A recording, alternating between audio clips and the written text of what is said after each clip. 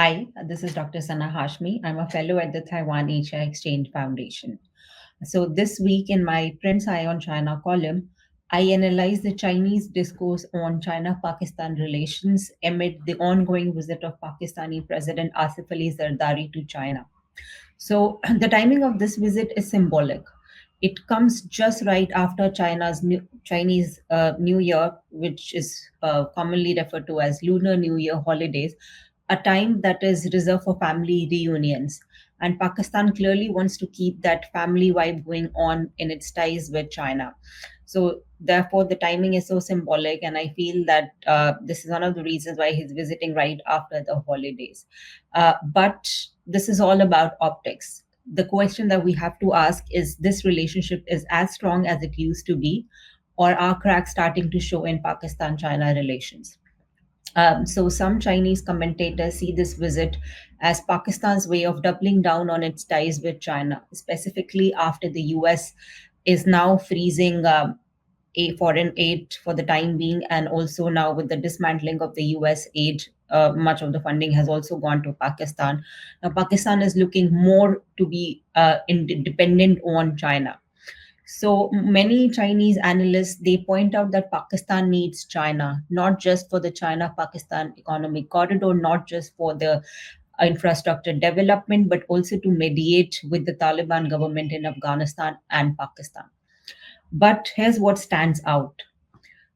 We would expect that this is the visit that is being covered widely in China. But much to my surprise, China's mainstream media barely covered the visit, and the Chinese internet is hardly talking about the visiting president of Pakistan. And even the online discussions on platforms like Weibo have been minimal.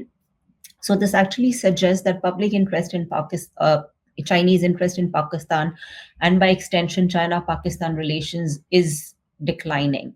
And if you look at the Chinese discourse, if you look at the news pieces on major mainstream media as well as Chinese social media, we would see there's much more discussion on artificial intelligence, on what is Trump doing, his potential tariffs on China and even Canada and Mexico, and even about India. There's much commentary on Europe, but hardly there is discussion on Pakistan.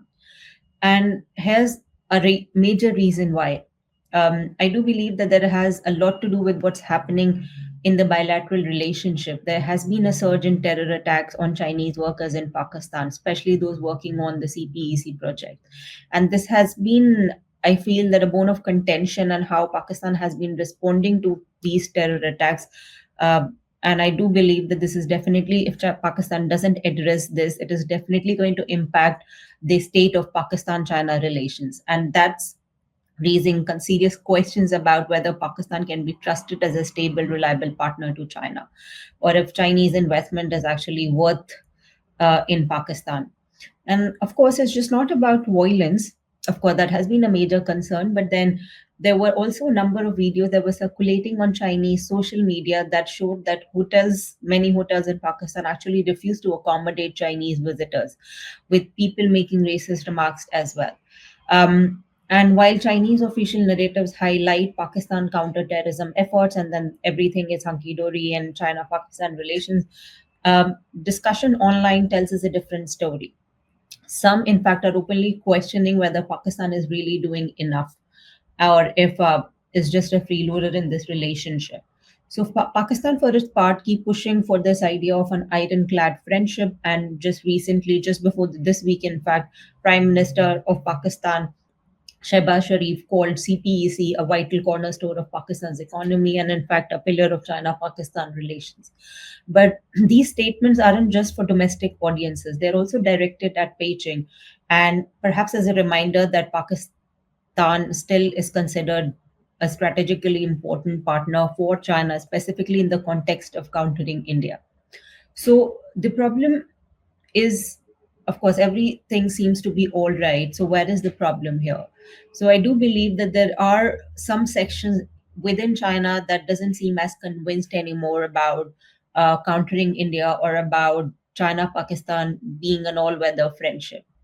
In fact, a few years ago, Pakistan was seen as a key piece of China's regional strategy. And in fact, I don't doubt that this is something that's still happening, and still China consider Pakistan as an important player, specifically when it comes to India. And this has been an idea that, if you want to counter India, you have to kind of keep assisting and keep preparing Pakistan, and then perhaps India would be confronted with the two front threat.